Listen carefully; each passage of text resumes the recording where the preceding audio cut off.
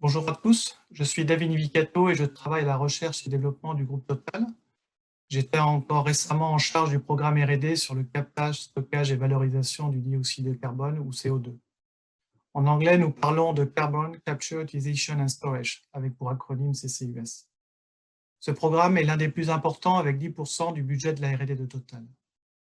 Et donc, pour introduire les présentations de cette journée, je vous propose de préciser ce que signifie la neutralité carbone dans le contexte de la lutte contre le réchauffement climatique et les dynamiques des entreprises qui ont l'ambition d'atteindre la neutralité carbone. Je prendrai bien sûr l'exemple de Total. Je terminerai ma présentation sur les technologies de stockage du CO2 qui devraient compenser les émissions résiduelles de gaz à effet de serre, c'est-à-dire celles que nous n'arriverons pas à réduire. Le développement de ces technologies serait nécessaire pour atteindre la neutralité carbone. Le réchauffement climatique est lié aux émissions de gaz à effet de serre. Le CO2 n'est qu'un de ces gaz et représente 3/4 des gaz à effet de serre. Il faut donc considérer dans les stratégies de lutte contre le réchauffement climatique les autres actions pour réduire les émissions des autres gaz. Ainsi, le méthane représente 17,3%. Ce méthane est lié aux activités agricoles et pétrolières et gazières.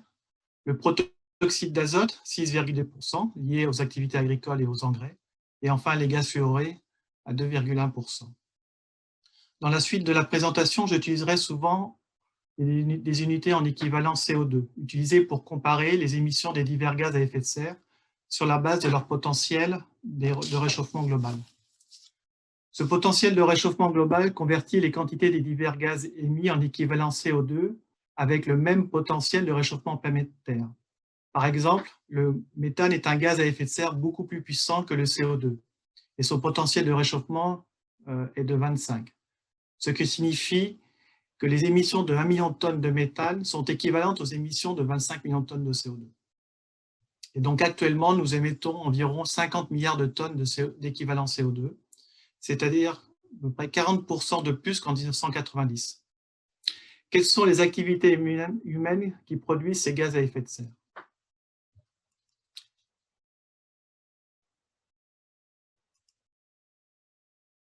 Pour déterminer comment nous pouvons réduire le plus efficacement possible les émissions et quelles émissions peuvent et ne peuvent pas être éliminées avec des technologies, nous devons d'abord comprendre d'où proviennent nos émissions.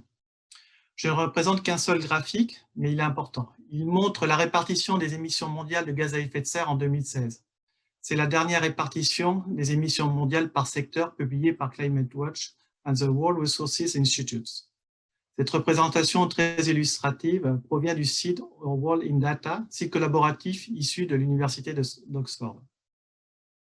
L'image globale que vous voyez sur ce diagramme est que près de 3/4 des émissions proviennent de l'utilisation de l'énergie, près d'un 5e de l'agriculture et de l'utilisation des terres, et les 8% restants de l'industrie et des déchets. Je ne vais pas rentrer dans le détail de ce graphe, mais je vais juste relever quelques chiffres en lien avec les présentations de cette conférence et liées aux émissions de l'industrie. La consommation d'énergie pour l'industrie représente 24,2%, dont 7,2% pour l'industrie du fer et de l'acier, c'est-à-dire la sidérurgie. Donc ce sont des émissions qui sont liées à l'énergie provenant de la fabrication du fer et de l'acier. 3,6% pour les émissions liées à l'utilisation de l'énergie pour la chimie et la pétrochimie, auxquelles il faut bien sûr ajouter les gaz à effet de serre qui peuvent être produits en tant que sous-produits des processus chimiques. Et là, c'est une proportion de 2,2% que vous voyez ici. Je prends l'exemple, par exemple, les émissions de CO2 liées à la production d'ammoniac. Enfin, pour l'industrie, si l'on prend l'industrie du ciment, donc les émissions sont de 3%, et le CO2 est un sous-produit d'un processus de conversion chimique utilisé pour la production du clinker, un composant du ciment. Et dans cette réaction, en fait, le calcaire, CaCO3, est converti en chaux avec libération du CO2. Bien sûr, de la production du ciment produit également des émissions provenant de l'utilisation d'énergie. Il ressort clairement de cette ventilation qu'une série de secteurs et de processus contribuent aux émissions mondiales. Cela signifie qu'il n'existe pas de solution unique ou simple pour lutter contre le réchauffement climatique. Donc, comment réduire les émissions de CO2 pour limiter le réchauffement climatique? Le GIEC et d'autres experts et instituts proposent un certain nombre de scénarios, et une grande majorité de ces scénarios nécessitent la neutralité carbone afin de limiter le réchauffement climatique en dessous de 2 degrés. Revenons quelques minutes, par exemple, sur un scénario proposé par le Mercator Institute de Berlin. Cette courbe des émissions de carbone est celle que nous suivrons si nous poursuivons nos activités actuelles avec les réglementations en place. Elle aura des résultats dévastateurs pour le climat avec une hausse de température de plus de 4 degrés. L'ambition de maintenir l'augmentation de température en dessous de 2 degrés nécessite cette trajectoire en rouge des émissions de carbone dans le monde. Elle nous donnerait environ 66% de chances de rester en dessous de 2 degrés. Pour 1,5 degré, ce sera encore plus difficile. Ce scénario nécessite d'atteindre la neutralité carbone vers 2090. Et cette neutralité de carbone traduit que les émissions de CO2 tombent en dessous de zéro à partir de cette date. Mais l'éventail des technologies disponibles prises en compte actuellement, énergie renouvelable, électrification des transports, efficacité énergétique, élimination de la quasi-totalité des combustibles fossiles, ne nous permettra pas de réduire suffisamment les émissions de CO2 et aussi rapidement qu'on le souhaite. Pourquoi? En fait, il devrait rester des émissions de gaz à effet de serre comme le méthane, le protoxyde d'azote et aussi le CO2 difficiles à réduire. Ces émissions sont liées aux activités humaines, mais aussi aux activités liées à la lutte contre le réchauffement climatique. Donc là, on voit ici qu'il reste toujours des gaz à effet de serre résiduels, il reste toujours une quantité de CO2 résiduelle que l'on aura du mal à réduire. Il devrait donc rester des émissions de gaz à effet de serre comme le méthane et le protoxyde d'azote et aussi le CO2. Donc il faudra bien aller chercher ce CO2 qui est dans l'atmosphère pour pouvoir le séquestrer. Et donc des solutions devront récupérer ces gaz pour les stocker si l'on veut rester selon cette trajectoire en rouge. Ces solutions permettraient de réduire le CO2 et les gaz à effet de serre accumulés dans l'atmosphère, mais aussi dans le sol et dans les océans. C'est ce qu'on appelle les émissions négatives nettes. Ainsi, d'ici 2050, on voit que l'on devrait stocker à peu près 6 milliards de tonnes de CO2 et pour 2100, à peu près 20 milliards de tonnes. Et donc, pour parvenir à des émissions nettes nulles, nous avons besoin d'innovation dans de nombreux secteurs, comme je vous ai montré précédemment, liés aux sources d'émissions de CO2. Et les solutions uniques ne nous permettront pas d'y parvenir.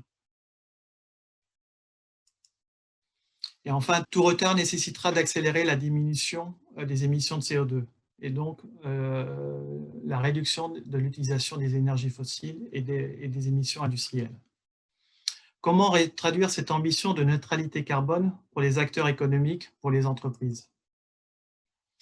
L'année dernière, l'Europe a présenté le Green Deal, son plan pour atteindre la neutralité carbone d'ici 2050. La France vise la neutralité carbone d'ici 2050 aussi. La Chine a affiché cette ambition pour 2060. Ainsi, les acteurs économiques, les entreprises ont pris en compte cette ambition de la société et l'ont intégrée dans leur stratégie. Les entreprises avaient déjà annoncé, bien avant l'Europe et la France, leur ambition de neutralité carbone. Ces derniers mois, nous constatons que les industriels, avec des activités plus émettrices de CO2, affichent ces mêmes ambitions. Ainsi, ArcelorMittal a communiqué une feuille de route pour atteindre la neutralité carbone en Europe d'ici 2050. Total a pris un engagement net zéro d'ici 2050 en Europe. Et ces ambitions propres à chaque entreprise est de nature à contribuer à la neutralité carbone de la société dans son ensemble. Des entreprises ont des ambitions encore plus importantes, car elles affichent une ambition d'avoir un impact positif sur le climat. Par exemple, Microsoft a l'ambition d'être carbone négatif d'ici 2030 et aussi séquestrer tout le CO2 émis depuis la date de la création de la société. IKEA s'est engagé à avoir un impact positif sur le climat d'ici 2030 en développant l'économie circulaire et aussi des actions chez leurs clients et leurs fournisseurs. Ces compagnies enlèveront le CO2 qu'elles émettent par leurs activités, mais aussi par l'utilisation de leurs produits et de leurs services. Pour une compagnie énergétique, avec une forte activité dans le gaz et le pétrole, comment se décline cette ambition? Comment se décline cette ambition pour Total? Donc Total a l'ambition de devenir le major de l'énergie responsable. Et en mai 2020, le groupe a annoncé son ambition d'atteindre la neutralité carbone net zéro à l'horizon 2050, en phase avec la société pour l'ensemble de ses activités mondiales, depuis sa production jusqu'à l'utilisation par ses clients de ses produits énergétiques vendus. Plus précisément, Total se fixe 3 nouveaux axes majeurs pour atteindre cette ambition. Le premier, c'est un objectif de neutralité carbone, net zero emission, pour les opérations mondiales de Total en 2050 ou avant. Le second, un engagement de neutralité carbone en Europe pour l'ensemble de sa production et des produits énergétiques de Total utilisés par ses clients. Et enfin, le troisième, une ambition de réduction de 60% de la densité carbone moyenne des produits énergétiques de Total utilisés dans le monde par ses clients d'ici 2050, avec des étapes intermédiaires de moins 15% d'ici 2030 et de moins 35% d'ici 2040. Nous classons en fait nos émissions selon 3 scopes.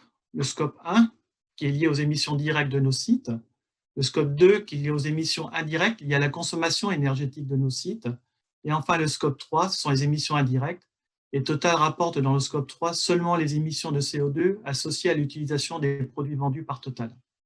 C'est ce qui est en fait le plus significatif, parce qu'en fait, environ 10 fois les émissions directes, ce qui représente à peu près environ 10 fois les émissions directes de nos sites. Et donc, en ce qui concerne l'objectif 1, ça concerne les émissions de CO2 liées au scope 1 et 2. Pour ce qui concerne l'Europe, dans le cadre de notre engagement, ça correspond aux émissions scope 1, 2 et 3 pour l'ensemble de l'Europe. Et enfin, au niveau du périmètre mondial, cela correspond bien aux émissions de scope 1, 2 et 3. Donc, la première partie de cette ambition est que Total devienne neutre en carbone pour ses propres émissions de gaz à effet de serre provenant de ses propres installations de production. Nous avons le contrôle de ces émissions et en sommes responsables.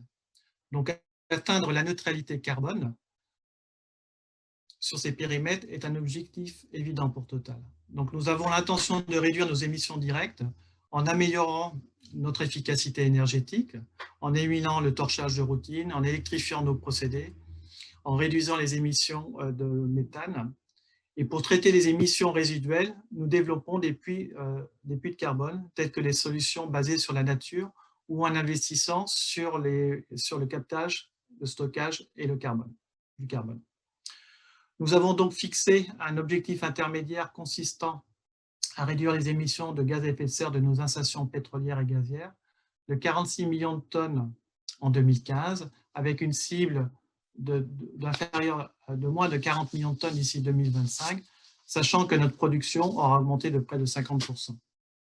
Et donc l'un des axes stratégiques de Total consiste à investir dans les puits de carbone pour pouvoir atteindre cette neutralité d'ici 2050. La stratégie de Total de devenir un groupe multi-énergie se décline selon 4 orientations liées au climat. Elle permet de diminuer l'intensité carbone de l'énergie consommée par nos clients, ce qui correspond au scope 3. Et donc, vous pouvez voir ici que notre objectif est clairement de diversifier notre mix énergétique. Et d'ailleurs, dans le graphe, vous pouvez voir que sur l'axe de gauche, nous représentons les unités énergétiques en millions de barils, équivalent barils par jour, en pégajoules par jour, ce qui traduit l'électrification de notre mix énergétique et de pouvoir aussi traduire la diversité de notre mix énergétique. Et donc, les 4 axes, pour nous, sont d'abord le développement du gaz naturel, en favorisant l'utilisation, conjointement avec l'hydrogène et le biogaz, de développer l'électricité bas carbone, avec des investissements essentiellement dans les parties renouvelables, et enfin, dans ce qui concerne nos produits pétroliers, cibler des investissements sur le pétrole à faible coût et aussi sur les biocarburants. Enfin, le 4e axe, comme déjà mentionné précédemment, c'est le développement des puits de carbone, notamment sur les solutions fondées sur la nature, avec les forêts par exemple, ou le CCUS, le captage, stockage et la valorisation du CO2. Les entreprises comme Total devront capter le CO2, mais quelles sont les solutions et quels sont les ordres de grandeur de coûts pour ce captage de CO2 ? Ce graphe reprend le potentiel de captage de CO2 avec les coûts associés de la chaîne complète du captage jusqu'à la séquestration du CO2, soit par un stockage géologique, soit par de la biomasse. Et donc, vous pouvez voir sur cette courbe-là que les solutions les moins chères correspondent bien sûr aux solutions qu'on appelle nature-based solutions, donc sur la base de la biomasse. Et on arrive à des coûts inférieurs à 100 $ la tonne. Par contre, les coûts augmentent dès que l'on intègre le captage de CO2 des émissions industrielles ou de la production d'énergie associée avec le stockage. Ainsi, on constate que les coûts pour les cycles combinés gaz varient entre 50 et 150 € la tonne, avec le captage, le transport et le stockage de CO2. En ce qui concerne les solutions négatives en émissions de CO2, on retrouve la bioénergie, le BECS, ou le direct air capture, le DAX, et j'y reviendrai un peu plus tard. Les coûts de séquestration du CO2 sont relativement élevés. On a plutôt des coûts supérieurs à plus de 50 $ la tonne, et bien souvent largement au-dessus de 200 $ la tonne en ce qui concerne le direct air capture. Mais le potentiel pour ces deux technologies est immense et reste à développer. Pourquoi le DAX coûte tant en fait? Le captage de CO2 requiert de l'énergie pour séparer le CO2 des autres constituants des fumées et des gaz ou de l'atmosphère, et ensuite pour le récupérer presque pur et pour le transporter. Il faut plus d'énergie en fonction de la concentration de CO2. C'est ce que l'on voit à travers cette courbe. Si l'on compare le CO2 capté à partir sur des fumées par exemple d'une centrale charbon ou d'un cycle combiné gaz, on voit qu'il faut beaucoup moins d'énergie que pour aller capter du CO2 issu de l'atmosphère. Les ordres de grandeur sont à peu près de 5 à 10 gigajoules de CO2 d'énergie nécessaire pour capter une tonne de CO2 pour le direct air capture, et on a des concentrations de 400 ppm de CO2 dans l'atmosphère, à 2 à 3 gigajoules pour aller capter du CO2 dans les fumées d'un cycle combiné gaz. Bien sûr, cela se traduit en termes de coûts sur les coûts énergétiques, mais aussi en termes d'investissement. Ainsi, il faut aussi développer des surfaces d'échange et donc des capacités de captage de taille importante, plus la concentration en CO2 est faible dans le flux que l'on souhaite traiter. Focalisons-nous maintenant sur le captage de CO2 dans l'atmosphère et sur cette chaîne. Le CO2 capté dans l'air est soit réutilisé pour produire, par exemple, des carburants synthétiques par hydrogénation du CO2, ou il est stocké. La transformation du CO2 sera au mieux neutre en carbone, avec une énergie elle-même neutre en carbone. Seul le stockage permanent du CO2 permet d'avoir une solution d'émissions négatives. Nous disposons de différentes technologies de captage de CO2, la plupart venant de start-up aujourd'hui. Le CO2 est capté soit par un solvant ou un solide absorbant, et dans la plupart des cas, le milieu de capture est régénéré avec la température, qui est un composant majeur des besoins en énergie, environ 80%, le reste étant de l'énergie électrique pour entraîner les ventilateurs qui forcent le flux d'air à travers les contacteurs. C'est ce que l'on voit sur cette photo. Et nous estimons, à partir des diverses publications, que les coûts de développement du DEX se situent dans une fourchette de 200 à 800 € la tonne de CO2.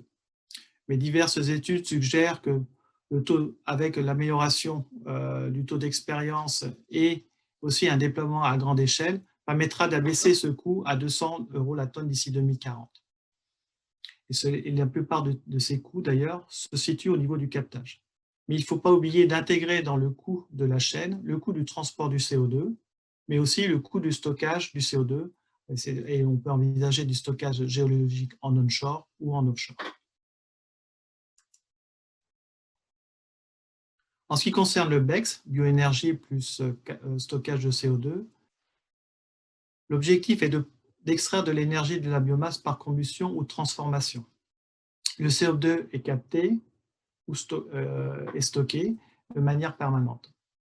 Le BECS n'est pas une technologie unique. Il existe de nombreuses sources de biomasse, comme les forêts, comme les déchets municipaux, comme les déchets agricoles, mais aussi des nombreuses voies de transformation de cette biomasse pour produire de l'énergie thermique ou chimique, ainsi que derrière les différentes voies de séquestration du carbone. Ici, on illustre la séquestration du carbone essentiellement par le stockage du CO2, mais on peut aussi envisager une séquestration du carbone à travers la production de biocarbone. Et si la différence entre le gaz à effet de serre émis pendant le cycle de vie de la biomasse, y compris la production de cette biomasse, le transport et le processus de transformation de cette biomasse avec la production de CO2 biogène qui soit négative, fait en sorte qu'on soit négatif, ça permettra d'atteindre un cycle, une chaîne BECCS à émissions négatives. Si la biomasse est cultivée de manière durable, puis transformée en une énergie, électricité, chaleur, carburant sous forme d'éthanol ou du biogaz, sans stockage de carbone, la filière technologie sera au mieux neutre en carbone. C'est pour ça qu'il est important de stocker sous une forme charbon dans le sol ou sous une forme de stockage géologique, le CO2 émis par la production d'énergie issue de la biomasse. Et donc, il est tout à fait essentiel d'évaluer l'ensemble de la chaîne de valeur à travers des analyses de cycle de vie pour s'assurer que la chaîne BECCS a un impact positif sur le climat. L'avantage du BECCS est la valorisation combinée de la chaleur et des produits chimiques à faible teneur de carbone en combinaison avec la séquestration permanente du carbone. Un déploiement à grande échelle avec des capacités de plusieurs milliards de tonnes de CO2 demande d'évaluer les impacts et les externalités.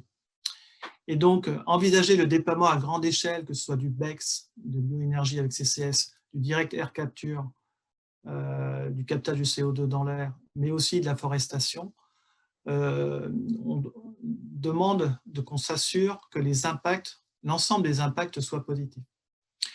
Donc, sur le graphe présenté sur votre gauche, on voit que si on rapporte par rapport à différents types d'indicateurs, sur l'empreinte au sol, sur l'utilisation énergétique, sur la consommation d'eau, on voit que ces technologies ont des avantages et des inconvénients.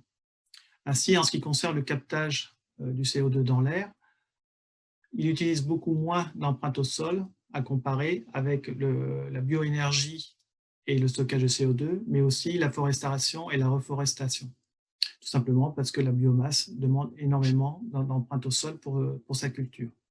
En termes d'énergie, par contre, le captage de CO2 dans l'air requiert énormément d'énergie pour pouvoir capter ce CO2 qui est dilué à 400 ppm dans l'atmosphère. Ce qui est beaucoup moins le cas pour ce qui est de la bioénergie, le BECCS, et aussi, bien sûr, la forestation ou la reforestation. Donc, il est important de pouvoir bien évaluer l'ensemble des facteurs impactants de ce déploiement de la grande échelle de cette technologie, de bien évaluer les performances vis-à-vis du climat, mais aussi vis-à-vis d'autres indicateurs environnementaux comme la biodiversité, avant de déployer ces technologies à grande échelle.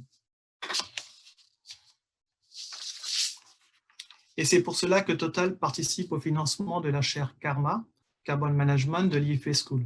Cette chaire a pour mission principale l'enseignement, la recherche et la dissémination de l'évaluation des bénéfices et les impacts de déploiement à grande échelle de ces solutions d'émissions négatives. Cette chaire a débuté l'année dernière et elle couvre les aspects environnementaux, scientifiques, techniques, économiques, mais aussi sociétaux au sens large. L'enjeu est d'ouvrir le débat et de proposer des réponses rationnelles, pragmatiques, acceptées d'un point de vue sociétal au déploiement de ces solutions d'émissions négatives. Je vous remercie pour votre attention et je suis prêt à répondre à vos questions.